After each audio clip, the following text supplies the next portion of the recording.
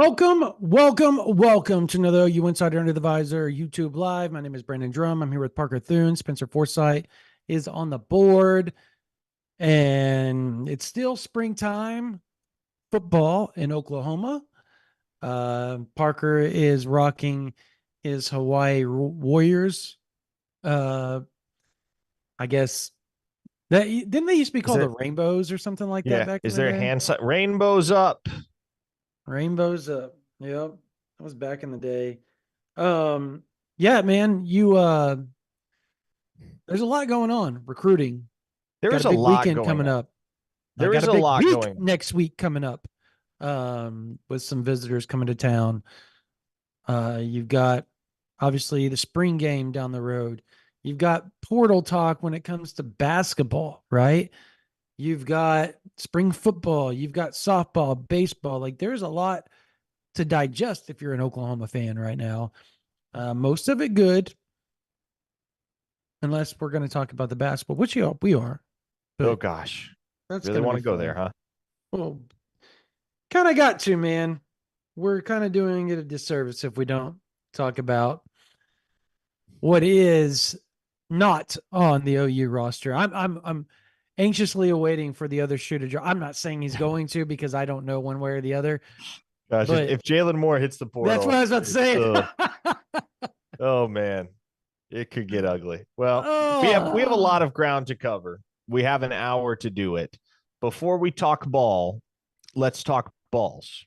This episode is brought to you, folks, by Manscaped. Now, did you know one man every hour, every day is diagnosed with testicular cancer? In fact, testicular cancer is the most common form of cancer among men aged 15 to 35. So, with April being National Testicular Cancer Awareness Month, our friends over at Manscaped have partnered with the Testicular Cancer Society to help spread awareness for men's health and early cancer detection. So, with this in mind, you can perform simple, routine self checks at home while enjoying Manscaped products you use every day, like the Lawnmower 5.0 Ultra. It makes sense, right?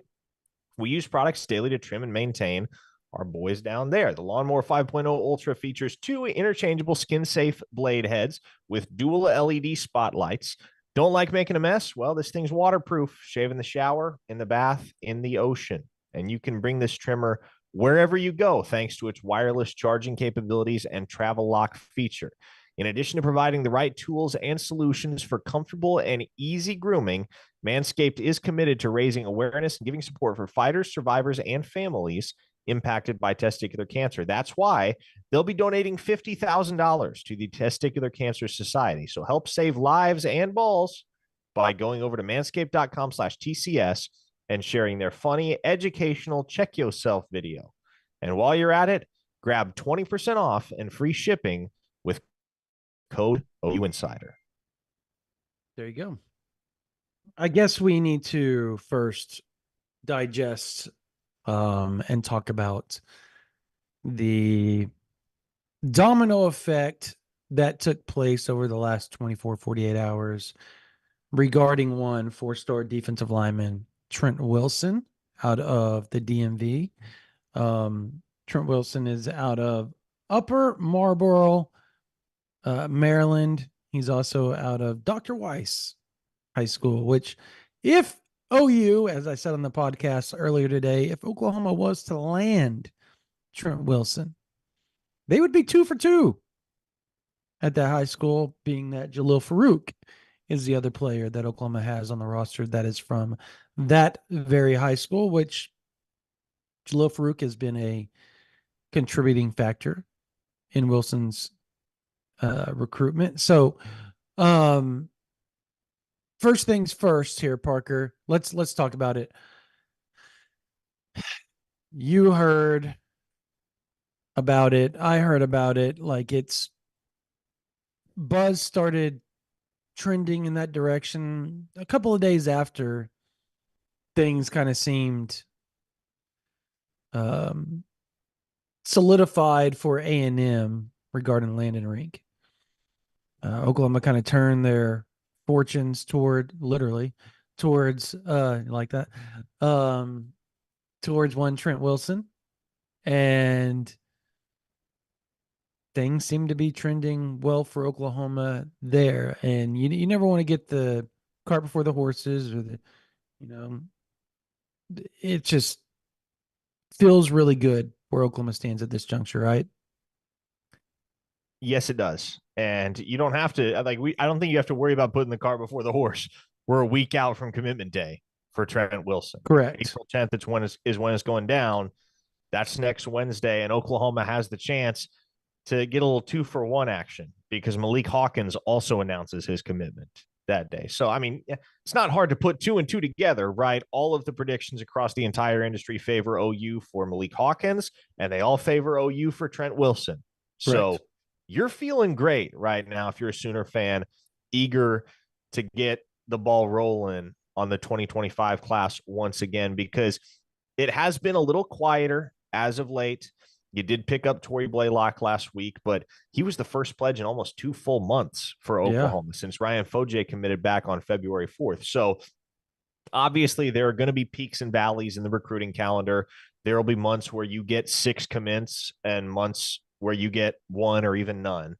But there had been a little bit of a drought, and I know that it was right about the time that Blaylock committed where we officially had the doomers getting antsy, where if Mhm. you don't pick up a commit for a good long while, people start to wonder what in the world is happening with recruiting. And obviously I would hope I would hope most kind of see the bigger picture.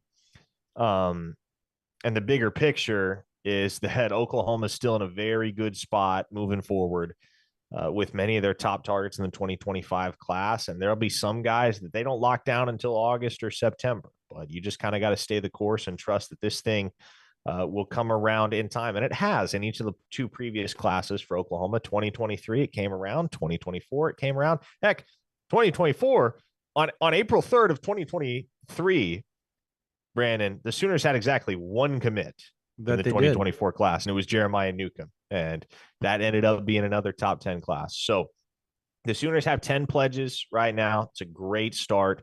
They got some real talent amongst that tenfold group of guys. Mhm. But getting Malik Hawkins and potentially Trent Wilson on board, man, those are 2 big defensive pieces to help form the nucleus of your class. Yeah, it's if you can pull Trent Wilson, and I did the math, it looks like Oklahoma moved directly up to 5th, closing in on 4th as far as the rankings go. And if you did them, let's say they would obviously have 12 commits at that point, and we've been predicting maybe 22, 23 at most, right? Like we kind of feel it's going to be between 21, 23 is where they're going to max out this class because they don't have the numbers. I literally talked to somebody today and I was asking them, like, what are you going to do? You're 4 over scholarship as it is across the board. And they go, Drum, who are we going to cut? Like, who's Oklahoma going to cut? And he goes, go pick 8 guys. You're not going to process the Oklahoma kids. Like, that is off the board. You're never going to process in-state kids. It's not going to happen. Like, you're essentially, like we've discussed before, Parker, where you're essentially what Oklahoma's going to do now because they've recruited so well that guys that may be buried on the depth chart as, redshirt sophomores and redshirt freshmen right now, and even a redshirt junior are good players, really good players that will likely go to another school and be a pretty good player for them. And that's what Oklahoma is giving up now. They're at that point with their roster that they are giving up and allowing another team to get production from somebody that they just couldn't find room for. That's a hard pill to swallow no matter how you look at it. And you want to know what the thing was that really struck me is this person said, and the culture that's built. So you've got you're also walking away from good kids if you have to get to that point, and that's what makes it the hardest. It's off the on the field is one thing. It's the person they are off the field makes it 20 times as hard. They said so. It's going to be interesting to see how Oklahoma deals with that because they've got to go get another D lineman right after spring. They've got to go get another offensive lineman after spring. So that's two, and you're four over. So by September 1, you've got to be down to that 85 scholarship or the 100, excuse me, 105, excuse me, man roster. And that's 85 scholarships. So the other 20 are walk ons, preferred walk ons, all that. It's going to be tough, Parker. It will be tough. And you'd rather have first world problems. Right. Than, like those are the problems you'd like to have if you're a program like Oklahoma. But even so, man, it is difficult to look at that roster right now and go, okay, like who do you cut? Who do you Yeah. send packing? Because you're gonna have to thin this roster down, and you're probably gonna have to let go of some guys that you don't want to let go of. No. Yeah. And that's gonna hurt and that's gonna suck. And I think what you would hope, and obviously Brent Venables and his staff make a practice of this, is that they're going to do everything they can to make sure those guys land on their feet elsewhere. Mm-hmm. If Yeah. they, That's generally how we're, yeah. yeah, they're going to go about it the right way. It still sucks, and there no doubt will be at least a handful of guys that love the University of Oklahoma and don't want to be anywhere else that will have to go somewhere else. Mm-hmm. It is. It's unfortunate, but it's a cutthroat world now, as that person told me, and it's part of the gig. Once you start paying players, they get treated like employees, and if you're not up to snuff, no matter how good of a person you are, sometimes that's just how the cookie crumbles. And I see people are throwing Rowe, Hester in there, and Parker. That goes into the Oklahoma. Like I'm telling you right now, and you would probably agree with me, Parker. It's going to be almost impossible if they're an OK Preps kid. The chances of that happening are, would you say, small? They've done it before. They did it Right, with but it Jordan was it was Mukes. different. Sir, it was yeah. Unlikely, yes. Impossible, Yeah. no. No, it's not impossible. It's just it's going to be hard to pull off. You better have every T crossed, every I dotted with everybody around them to make sure that they understand the situation, so it doesn't come back to bite you later on when you're recruiting a kid from whatever school they came from. That's kind of the gist, because I just I don't know. It's it's just going to be tough. It's just going to be tough. No other way around it. But let's talk about Trent Wilson. Like, what does he bring to the table, in your opinion, as far as the player? As far as, does that create a domino effect on the defensive line? Is there a movement that you see that could happen where, if he was to pull the trigger to Oklahoma, where maybe somebody that essentially wasn't that close now has to be thinking about, okay, there's limited numbers. That's my favorite school. I'm going to have to pop right here. Yeah. I mean, we've long said that three interior spots in this class, right? Three defensive tackles. You already got one on board in Kamari Moore. If Trent Wilson is number two, it creates a crunch. It creates a crunch for three guys in particular. Brand new offer that absolutely loves Oklahoma thus far in Christian Evans, and a guy who's going to be visiting this weekend. Cole Breeler, who's OVing on June 21st and has already Yep. been to Oklahoma on two different occasions. And Floyd Boucard, who has not yet been to Oklahoma, but OV'd on June 14th, and whom I just dropped a very interesting note on over at OUinsider.com. So shameless plug there, some Boucard intel. It's going When to did be when tough. did you do this? Because I have not seen it. Oh, I see it now. About half an hour before we went on air, dropped some information on Floyd Boucard and where things stand in his recruitment. But those are three guys that I would consider Oklahoma the leader for right now. I know Christian Evans hasn't even visited, but it's really not hard to tell when a kid is just kind of taking the visit to confirm what he already suspects about Oklahoma. All of Christian Evans' inhibitions about distance from home went out the window when he got the Oklahoma offer. And so he's very enamored with it. It's gonna be a race, man. And I think this is probably shaping up to be the first of the races that we touted.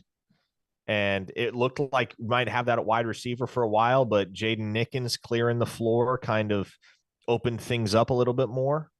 So, man, this is really where it starts to get interesting for the first time all cycle with the numbers game. And who is an automatic yes? And who are you willing to wait out? Because, I mean, let's say Floyd Boucard wants to commit on his official visit, right? You got Cole Breeler coming in the next week. Do you tell Breeler, hey, thanks, but no thanks, don't bother showing up? Or do you tell Boucard, hey, let's wait and see what happens with Breeler? I know Boucard is very high on the board for Oklahoma. So I think at that point, I mean, very, very high. At that point, if that dude wanted to jump on board, I feel as though Oklahoma would just take him and be done, which would suck for Cole Breeler, right? Because that relationship has been carefully stewarded for a long, long time on both his side and on Oklahoma's side. They went up to see him every single week during the contact period. I think that's the one position that if you're going to take one extra, you're going to do it at defensive tackle. I don't hate that, especially because consider this. And I've been told that multiple times by people that's one thing Venables will do. If it's defensive line, always going to take the extra. Dejon Terry and Devon Sears graduate at season's end. Mm-hmm. There are only 4 scholarship defensive tackles right now at the University of Oklahoma that have the eligibility to return beyond 2024. And what did Boucard say? What did he say about what? What's he looking for? Everything has everything to do with what you just said. Well, I'll leave that to our subscribers over at OUinsider.com. So you want all the juice on Floyd Boucard. I hinted about it, though. You know what I'm talking about. Oh, I know. I know exactly what you're talking about. Yeah. I know exactly what you're talking about. And everybody else will if you head over to OUinsider.com. Correct. All right. Here's the thing. If you were to pick, let's do it. Let's just go ahead and do it. Like, I think we need to just go ahead. Like, we'll talk spring ball here in just a minute, but let's, there's only 13 spots left to go. Let's predict the commits moving forward. I think they get Breeler and Boucard. You think they get them both? Why not? Okay. Why not? Why not? Here's the one thing that has me reticent with Boucard. He's at Miami Central. He's from Florida, so I understand that Miami is going to be and not just he's in Florida. He's at Central. Central is a Central Miami. Sends everybody to the Canes. Yep. Because their former coach is now one of the recruiting coaches there. So, yeah, Coach Smith. Yep, good dude. But yeah, it's going to be hard to get it. But let's be okay. They get Breeler. Let's just say that they get Breeler. Boucard, yeah, they're trending well. But just for argument's sake, let's just say they get Breeler. So let's say they get Trent Wilson and they get Malik Hawkins. Okay. So now you're at 12. Let's say they get Breeler. That's 13. They've gotten, all right, on the O-line, they've got Hollenbeck. They got Fujay. Is that the only 2 they've got, right? Off the top of my head. I'm trying to think off the top of my head. Just those 2. Fujay. Just those 2. Okay.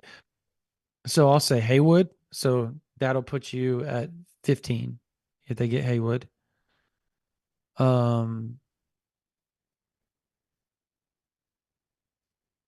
I know for a fact that they absolutely love Guillory.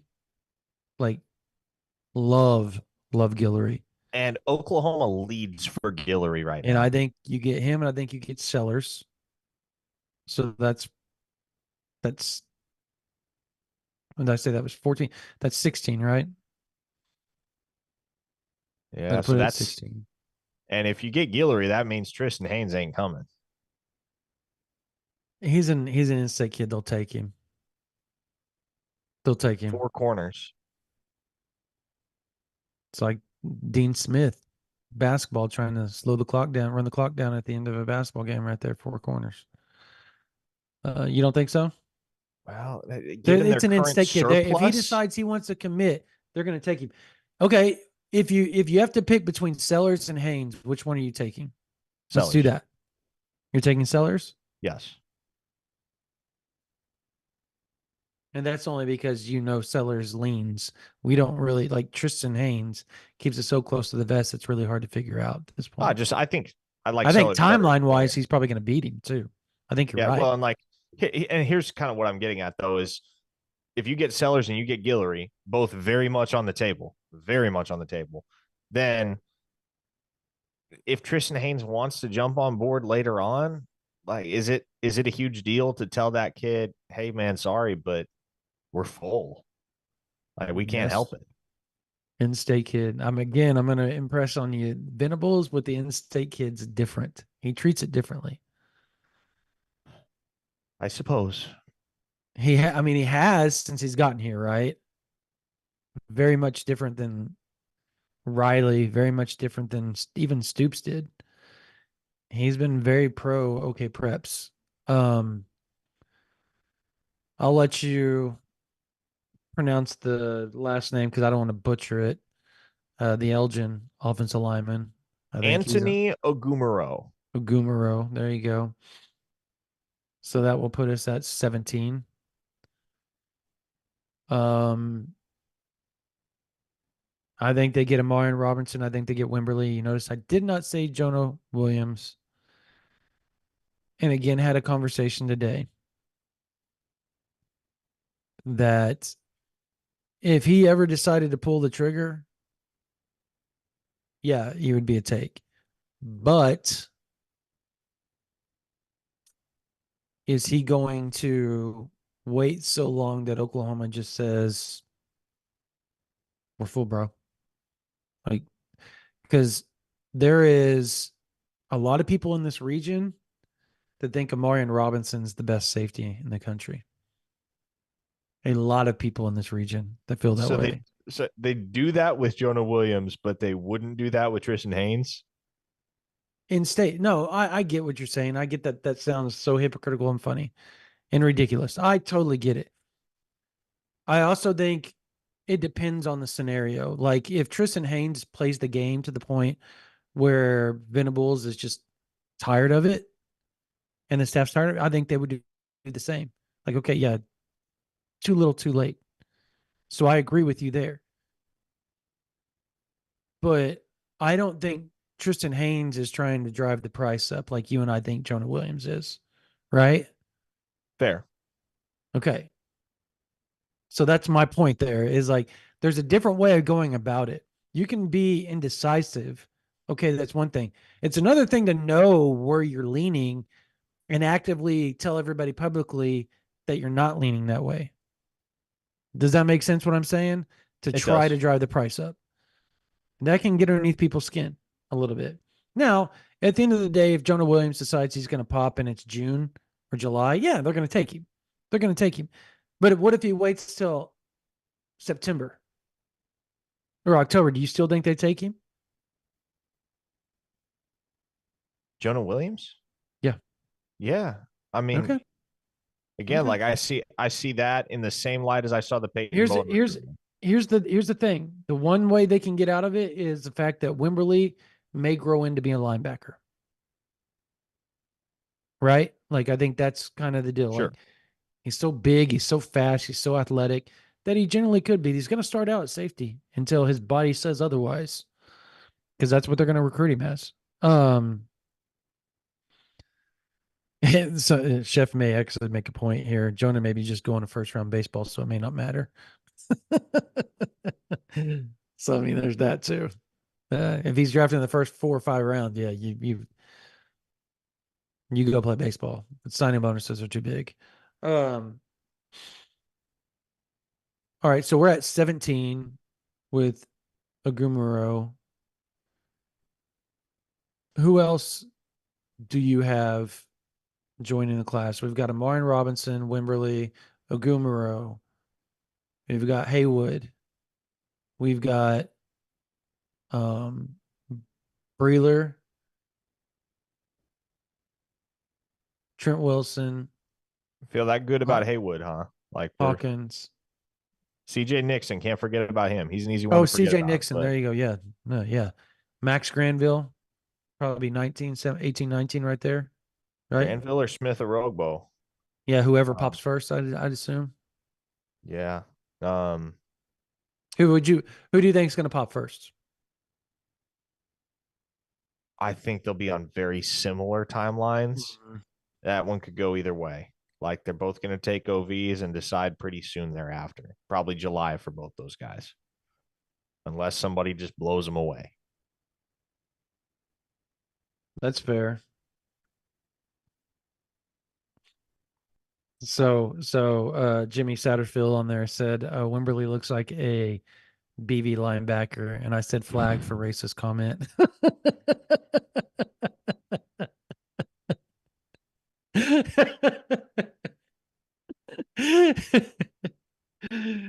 All right. All right. So who would you have to choose Granville? Because I've picked more than you have picked Granville or Aragbo. Which one you got? Gosh, I don't want to pick one or the other, man. They're both so freaking good. I know. Like Who's going to Grant, pop first in your opinion? I I took Nixon. I will say, Orogbo over Granville, Aragbo. Okay. just because the other schools that Orogbo is going to be visiting do not worry me as much as the schools that Granville is going to be visiting. Because he's visiting Texas A&M, he's visiting USC. You know what those two schools are going to do. You know. And so Orogbo, like for him right now, the leaders are Oklahoma and Texas Tech. Those are the two schools that are on top. And he's going to take he has a very interesting visit schedule. I posted some information for subscribers on Monday night about Orogbo. But I mean, I'll be straightforward. Like Oklahoma and Texas Tech are the two schools that are ahead of the rest right now. And even though Texas Tech was, I believe, his second ever scholarship offer, Mm-hmm. if you're Oklahoma, you'll take your chances against Texas Right. Tech, right? Like you feel pretty confident about that. I mean, McGuire can recruit though. All right. So we're at 19. What are we missing? Is that all? We're only Yeah, we're 19. only at 19. Well, we're missing another wide receiver. You think they only take 3 wide receivers? I don't. Really? You think they run up to because like if we're just playing out the numbers, because this I mean, I honestly would guess make maybe then that would give you a chance to go grab another defensive tackle. well, and that's kind of what I'm thinking is like the way that the numbers stack up moving forward. You could do with an extra defensive tackle, and you could do without a fourth wide receiver because you're Very already true. very, very deep at that position. And I don't young. think you need Yeah, 4 receivers in this class. that's fair. But Andrew Morris seems to be looking quite well for Oklahoma at this point. It's starting to look that way. I will believe that one when the ink is dry. I totally agree because I think NIL is going to play. But I'm saying at this point, it kind of feels like they're up there. I mean, he keeps showing up. Um, oh, tight end. We have not done the two tight ends. Who are the tight ends? Man, I've said Robertson Brame, Robertson Brame, Robertson Brame for the longest time. And I mentioned it on the podcast earlier today, but I'm about at the point where I'm like, okay, just take Chase Lofton. Like, just go press for Chase Lofton What and get about that kid on Dakota? board. Dakota Terrell, I mean, He wants to play. He's starting to lean to football over Okay, well, basketball. I was about to say he needs to. He needs to. That I Somebody can say. I needs to talked get to his coach for a good hour this weekend yeah, down in somebody Durant. needs to let that kid know, hey, football and basketball, that's just not happening. But And he's a I mean, that's homebody too, by the way. So yeah, so leaving this like area is not going to be. in-state kid with an offer, you'd figure, yeah, like that's somebody that A, you have to take, right? Mhm. And B, based on his athletic upside, you'd like to have somebody like that on the roster because how many of those unicorn types do you find out there? So I don't know, man. I don't know. I think the offer to Terrell would indicate that you no longer feel confident you're getting Roberts and Brain. I right now, I'll stick with it for one more week. I'll still say Roberts and Brain. All right. We'll see. We'll So see that's how this thing 21. continues to evolve. Now we just need a linebacker or two, or another defensive tackle. Okay. Linebacker, another defensive tackle. Yeah, who's the linebacker? Yeah, it's gonna be something. Is it Kamar I still don't Archie? have a clue. Kamar Archie might be the guy. They get Bryler. Yeah, I think that would probably be your best bet, right? That would like you could get both those guys in on the 21st and lock them both down. That'd be huge. And it's also very plausible. Mm-hmm. Very plausible. Yep. Who's That the other D tackle then? Evans? That's what Christian Evans is. What I was gonna Yeah. say. It's like, yeah, that's what I name. I literally name Ryler, Christian Evans, and Trent Wilson in the chat. Like those are my three. So But man, what wouldn't I love to have Bucard? Wouldn't Oklahoma love to have yeah, Bucard? now if they that is a good point because if Bacard actually shows up, this I think unofficials coming up here in the next few months, and then the official, if they can somehow pull that off, that would be something, right? Um, yeah, the other Dawson Merritt at linebacker would be a good one. There we go. That That's what to I've me, predicted just like the last few times. Yeah, on paper, that feels more plausible than Kamar Archie. agreed. Good reminder there, Cam Morgeson. Appreciate you. All right. And he's back to Oklahoma this weekend. Dawson Merritt is, along Yes. with 24 plus additional visitors for the List over Heisman there, payout. OU Insider. Yep. Full Lot, list. Full lots of list. blue chippers. I will say that it is a loaded video or visitor list. All right. Had some questions here in the chat before we get to the basketball talk. How is Jackson Arnold looking? And I could answer that. I've talked to so many people about this. He has looked good. The problem is that they've been rotating a lot of the offensive line. You still have Hatchet out. You still are going to go get a few other players or player or two out of the portal after spring, right? On the offensive line. And you've got Everett hurt. So it's been he's essentially in the same position he was back when they played in the Alamo Bowl with just a makeshift offensive line right now. They're trying to put the pieces together. There's not a lot of people. There's people are worried, but they're not worried to the point that they don't think it's going to get better because a lot of people think it is going to get better. And if he can ever get time back there, they said the decisions will come. Some people say he's still kind of holding the ball a little too long, and that has a lot to do with him and the new system and the fact that he's going up against one of the better defenses that he's going to see all season. I think that is the other thing. Like when you talk to everybody, no matter who you talk to, they say this will be Venable's best defense without question since he's been in Norman as a head coach. And I know that's easy to say after year one, but last year the defense was pretty stout at times. It's going to be very experienced and it's going to be very good. The defensive line is going to be the best D line we've had, they said, in forever. Like exact quote, forever. And to them, forever is 3 years. But like, um, it it's making a difference. That D line is putting some burden on the offensive line right now. But I think people also need to realize that when spring starts, the defense is always going to have the upper hand, particularly with them learning new verbiage. They're not even putting in, and I was told this by a source on the offense, they haven't even put in half the offense. And the defense knows almost the whole thing because they're running Venable's defense, right? Like it's Coach Alley runs Venable's defense. So everything is very, very fluid as far as that goes. I think um, Michael Hawkins has looked phenomenal, and everybody says that.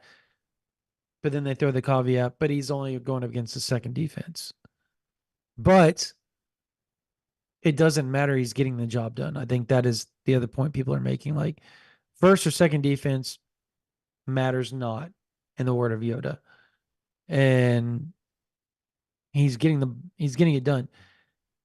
The one thing I will say is that almost every source says that he will not be able to run around like that in SEC ball. Like that's great that he's being able to run around with that blue jersey on, and he's fast.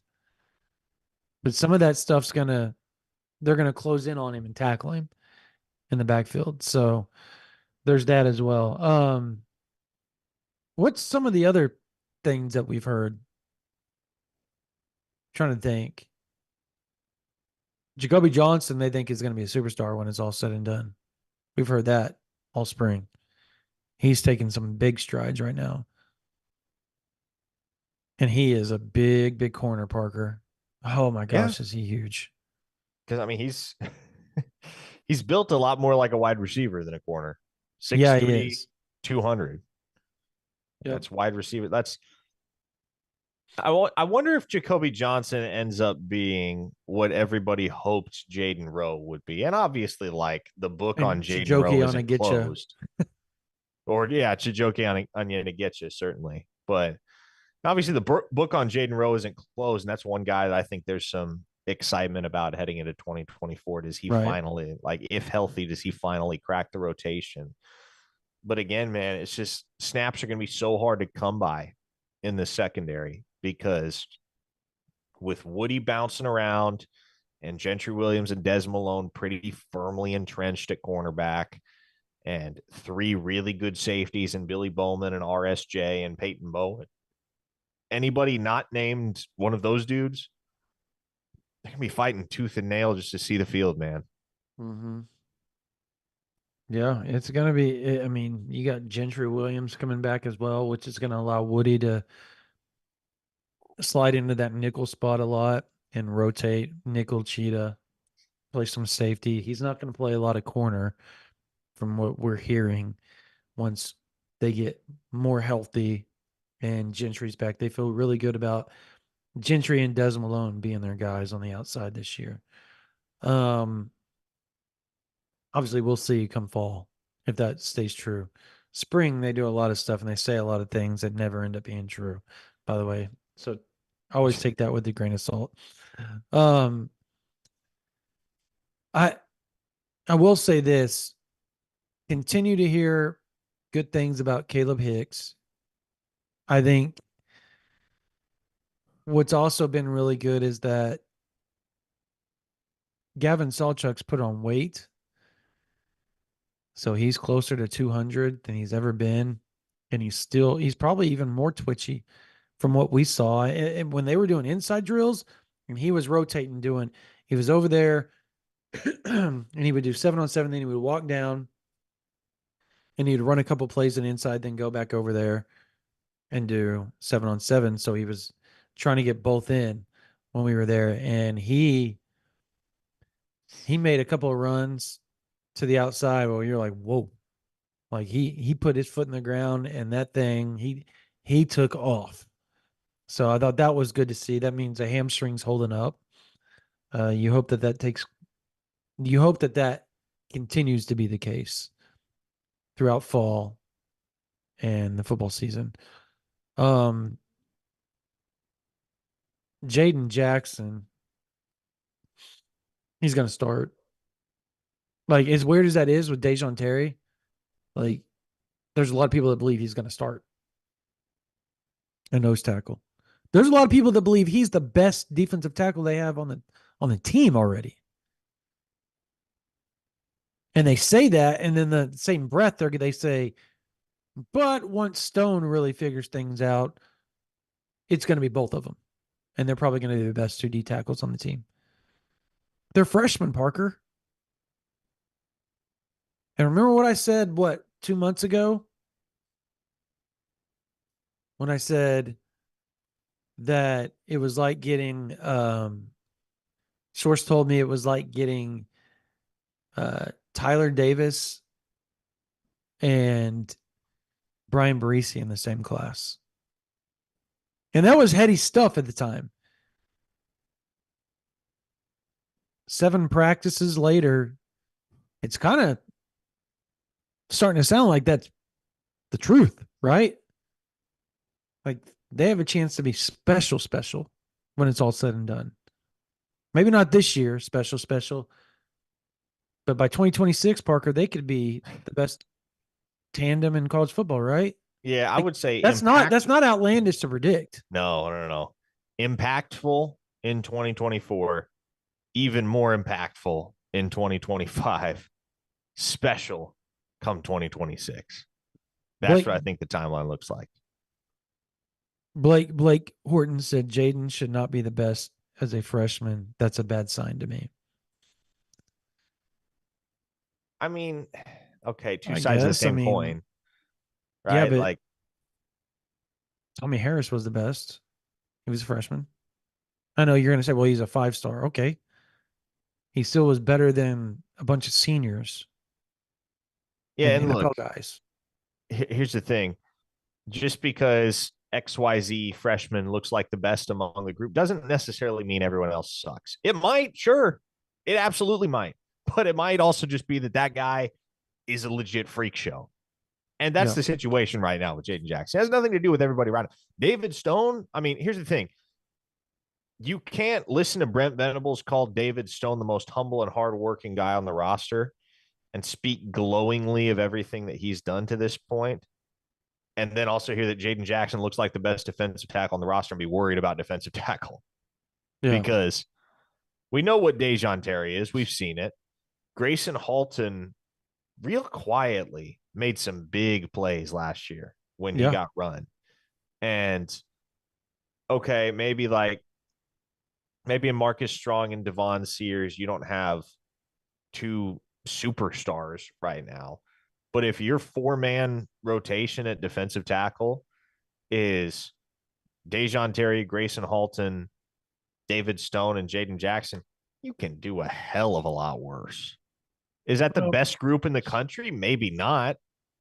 Is that a very talented group and a group with a lot of diversity in terms of their skill sets and abilities? Yeah, and that's exciting. Okay, so everybody is like focused in on this freshman.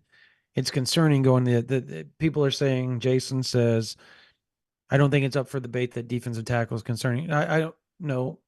The depth is concerning. Depth is concerning. The talent is not concerning. If you lose one of those 4, yes, that's concerning. Yeah, that kind of sucks. Yeah. So you have to go add somebody else. But if those 4 can stay healthy, that's not concerning. You're pretty dang good at defensive tackle, or should be pretty dang good.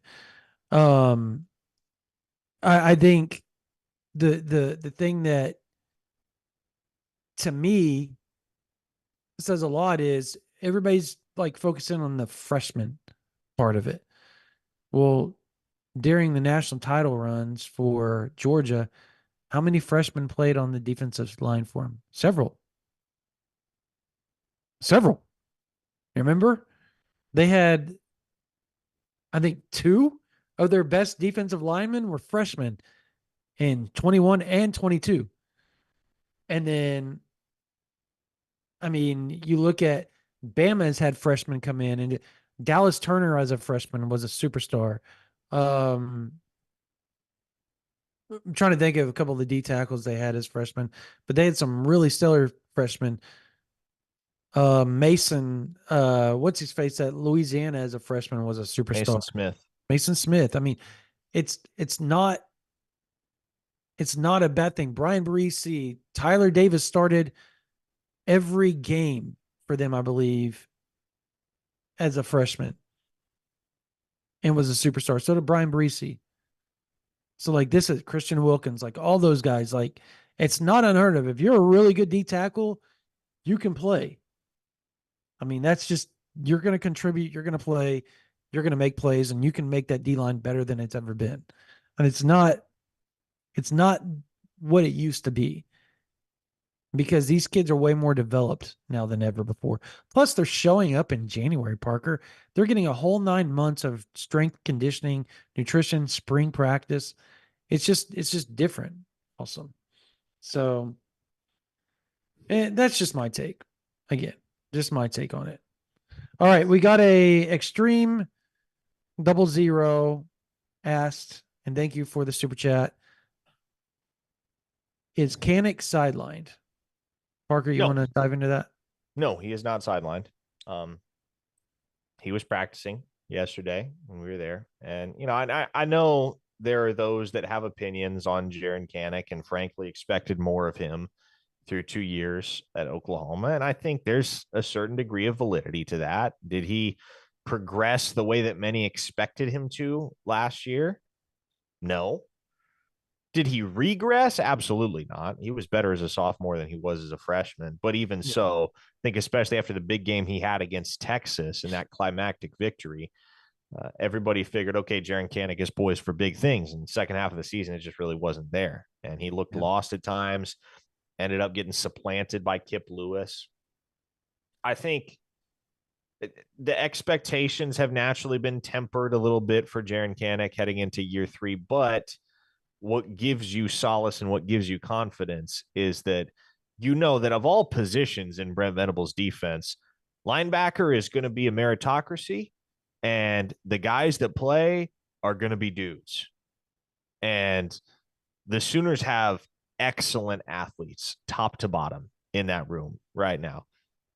Lewis Carter and Samuel Masigo as rising sophomores, two guys that are going to fight to earn a greater share the snaps in the rotation. But at the top end, you've got Danny Stutzman coming back. Obviously, you've got Deshaun McCullough, who's going to play some inside. Kip Lewis returns. Kobe McKenzie is a guy that probably doesn't get talked about enough. Really impressive football player, and just Mm-hmm. continues to look more and more athletic because he he He's was trimmed up. frankly he was a bit lead footed as a freshman, and he was not ready to play meaningfully his freshman year. Sophomore year, he made big strides. You started to see him in the rotation, blowing up plays here and there. Really excited to see what junior year looks like for Kobe McKenzie because he has a chance to make another big leap. He's under 230 pounds for the first time since his junior year of high school. If I believe that's what his dad told me. So that's interesting to me, and you can totally tell like his body has just been completely transformed, which has really been cool to see him. And I think between him and Xavier Robinson, there has been no two players that have transformed their bodies better than those two this offseason. Without question, I don't think it's up for debate, to be honest. Um, all right, so we got a couple more questions here before we go to basketball. How is Eric McCarty looking? I'll answer that. He's looked good. He's still trying to come back. There's a confidence deal with his knee, and so it's one of those deals where it may take him a bit longer to get his fluidity completely back. He goes out and he has the fastest 5-10-5 shuttle, which shows your agility.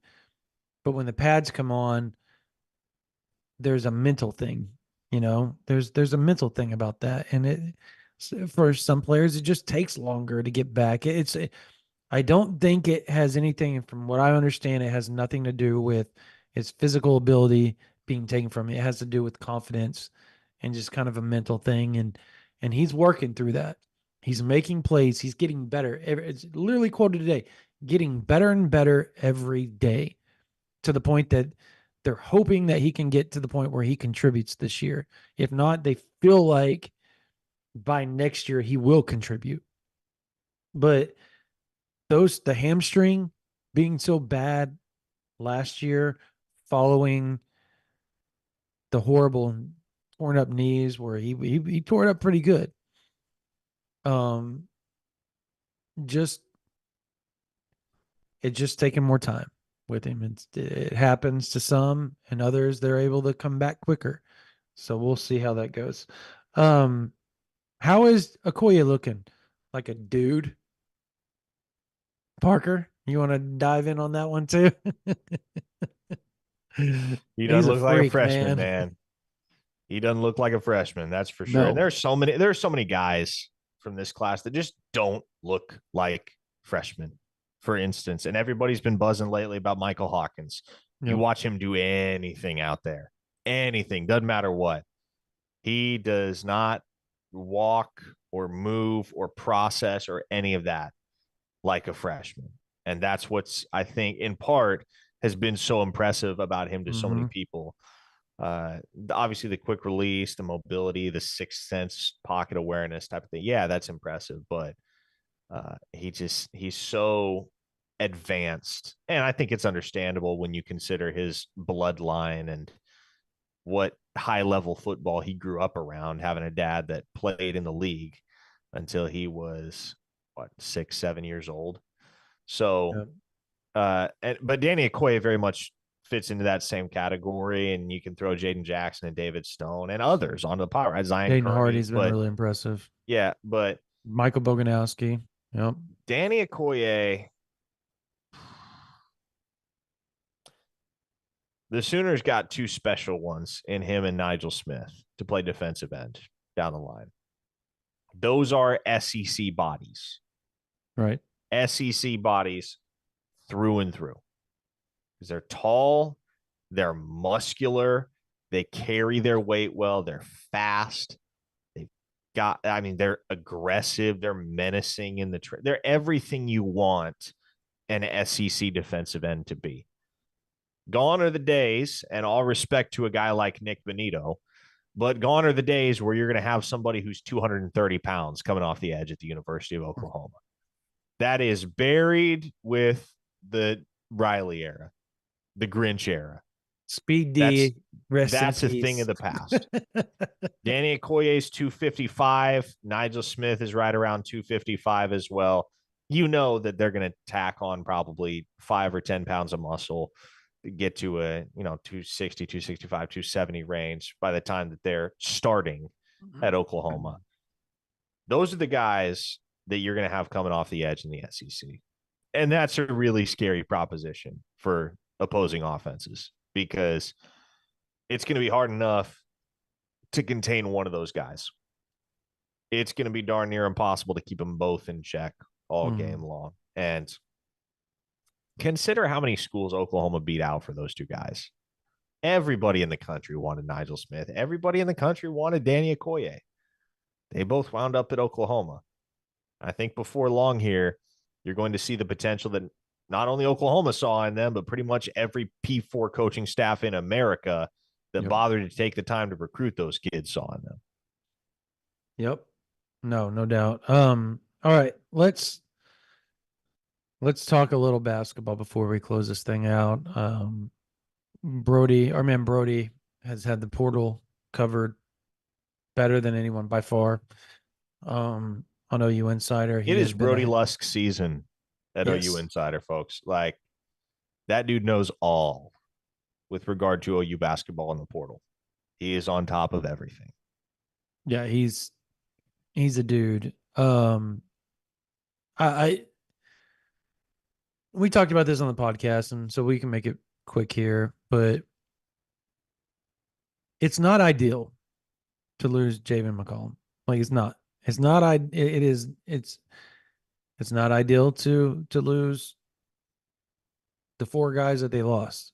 It's not ideal to, and everybody wants to say, well, every program goes through this in basketball, not the way Oklahoma does. They're not restructuring their whole roster every freaking year. And that to me, and I said this on the podcast, Porter is a lot like Venables. He's going to shine when the culture is set and when things can be and stability is there. Well, without stability, there's no culture, Parker. And that has been the biggest issue for Porter. Whether it's his coaching staff, whether it's the roster, there has been no stability. And here we go again, losing 4 to the portal plus the others that are just out of eligibility, period. So now what does he have to bring in? 6, 7 guys again to the roster? Like that is it's not sustainable. So he better win this year. Because if he doesn't and they don't not if they make the NCAA tournament, that's a jump forward. Yeah, sure. And I But think everybody will be okay with that. I think it is fair to say, and I think there is truth in saying that Porter is probably coaching for his job next season Oh yeah. because Facts. 4 years without going to the NCAA tournament, that hasn't happened at Oklahoma in,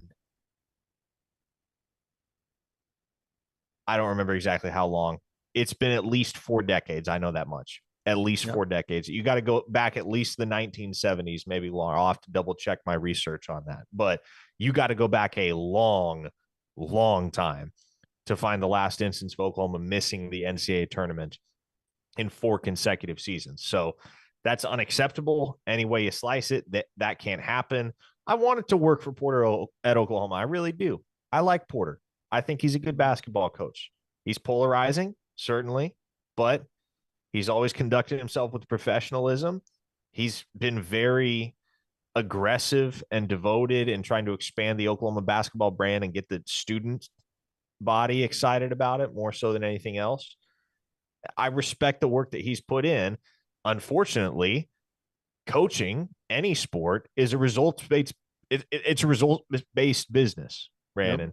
It's not about the process, it's about the results. And he's put a ton of work into the process. The results haven't been there. And I said this on the podcast, I'll say it again.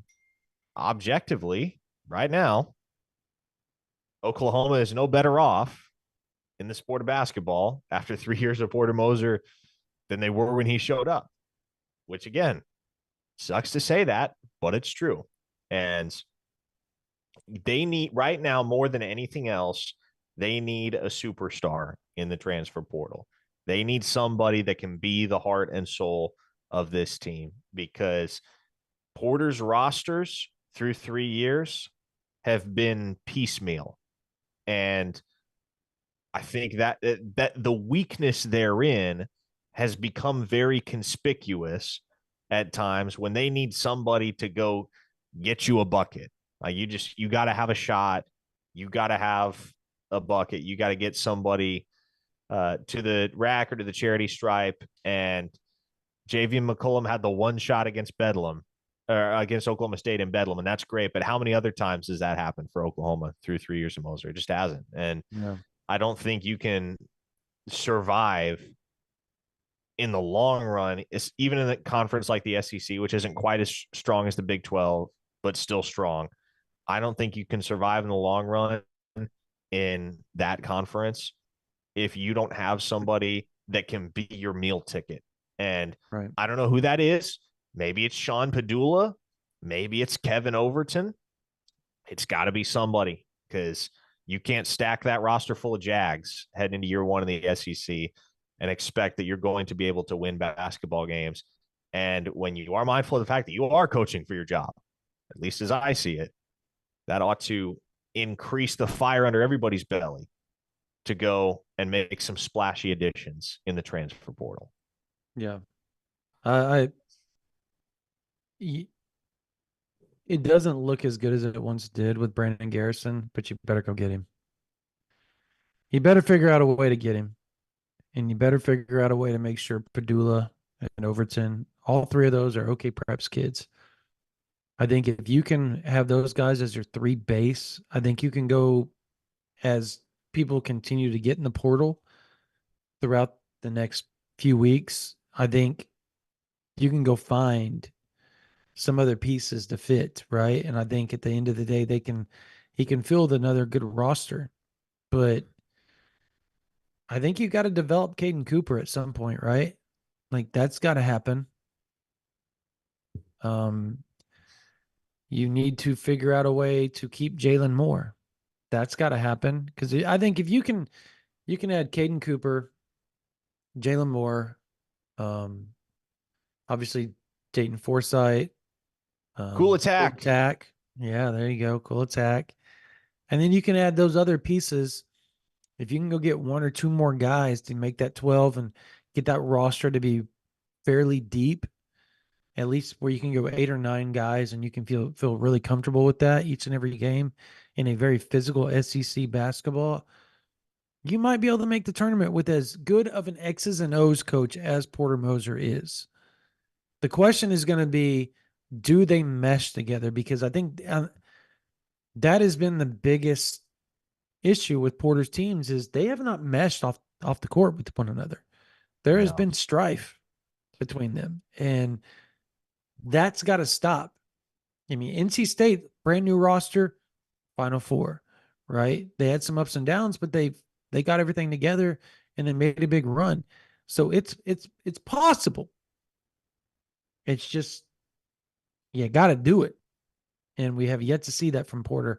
And if he doesn't, I think everybody, including myself, is like, "Come on down, Kellen Sampson." So, And I think I'm NC State is a perfect example of the phenomenon that I illustrated just a second ago, Brandon.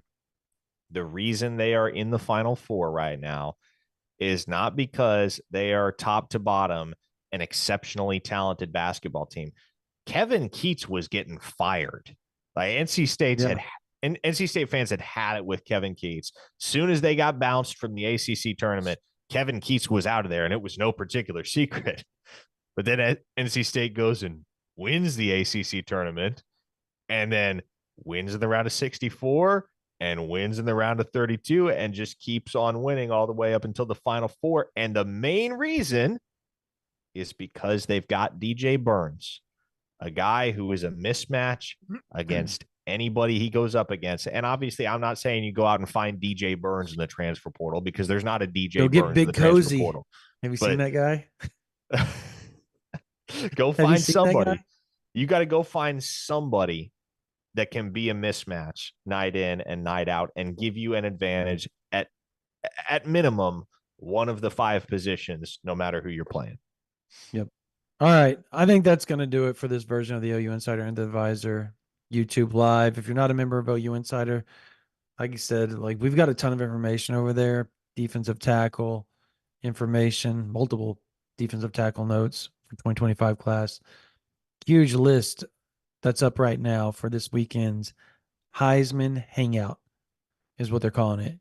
That's what's happening this weekend at OU, and there's a ton of blue chippers, like huge list of 20 plus kids that are going to be on campus. Top OU targets 25, 26, and a few 27 kids that OU is heavy after. If you want that and more, you got to go to OU Insider. Got a VIP chat with me going on. Lusk has got the transfer portal stuff going, and he literally covers it better than anybody. It's unbelievable what he has up there as far as notes go on OU and the portal and just the NCAA basketball portal period. So if you want to go over there, OU Insider, $9.95 a month, or right now, $99.95 can get you a whole year, which gets you all the way through football and basketball season in the SEC. Year one, you'll get it all if you sign up right now, which means you'll get all the spring information, you'll get all of the visitor notes, you'll get all the spring game notes, the spring visitor notes. You'll get the official visitor, the evaluation period. Where's OU going? Who are they going to go see? Why are they going to go see this guy? Is this guy going to get an offer? You'll know all that before that stuff happens if you're on OU Insider VIP Plus. The official visits start in June. You got Champion Barbecue in June. You got the Party in the Palace in July. Then you got obviously SEC Media Days. You got Fall Camp. Then you got the season. And you'll get all that if you go over there and sign up right now. Also, subscribe to this YouTube channel every day. new updates, new videos, new everything regarding OU athletics, football, basketball, baseball, softball, all right here on OU Insider YouTube. All right, that's going to do it for this version of the OU Insider Under the Visor YouTube Live. For Parker Thune, for Spencer Forsythe, my name is Brandon Drum. You guys have a blessed night.